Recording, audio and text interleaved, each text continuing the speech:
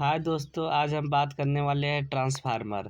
आप लोग बहुत सारे लोग जानते हो ट्रांसफार्मर, सब लोग देखे हो, लेकिन ट्रांसफार्मर के बारे में बहुत कम जानते हो। बेसिकली जो है टेक्निकल वालों के लिए ये बहुत इंपॉर्टेंट चैप्टर है। तो ट्रांसफार्मर के विषय में आज हम बताते हैं कि ट्रांसफार्मर क्या होता है। ठीक है दोस्तों, तो आइए चलते हैं अपने वीडियो पर।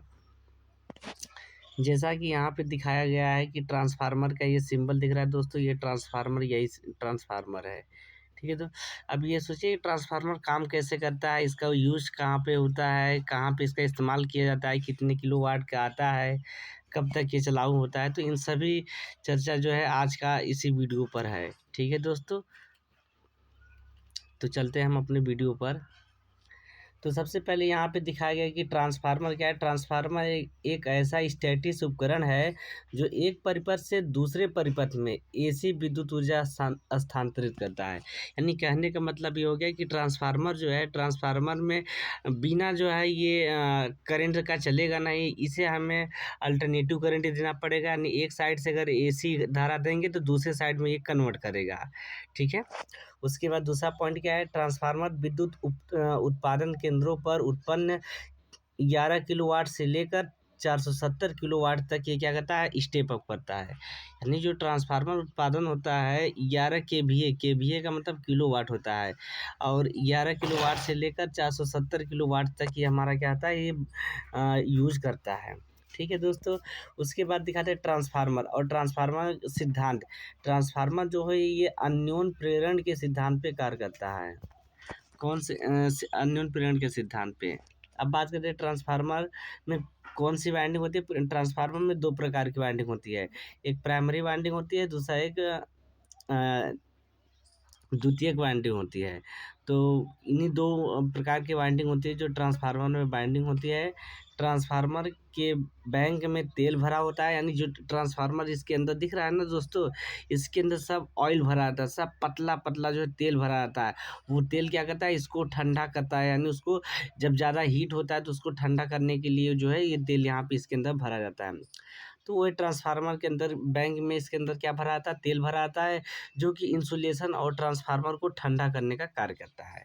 ठीक है दोस्तों, और क्या है, ऑटो ट्रांसफार्मर में केवल एक ही प्रकार की वाइंडिंग होती है जिसे हम प्राइमरी वाइंडिंग कहते हैं, जो कार्य करती रहती है, और सेकेंडरी दोनों का कार्य करती है।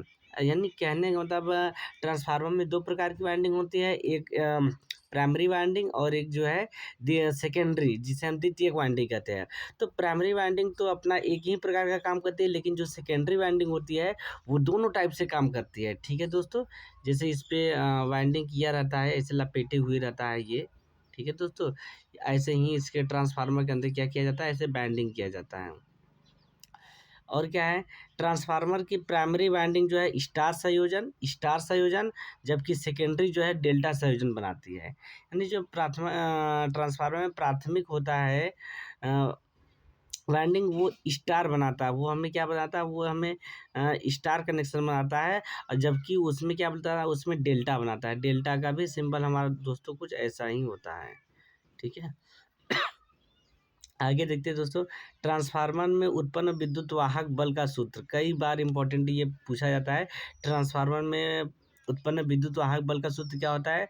सूत्र कितना होता है, E बराबर 4.44, यानी 4.44 जो है। यहाँ पे दोस्तों φm/Fn है। ये फाई का सिंबल आप लोग को दिखाना चाहता हूँ दोस्तों, ये फाई का सिंबल है, ये दिख रहा है दोस्तों।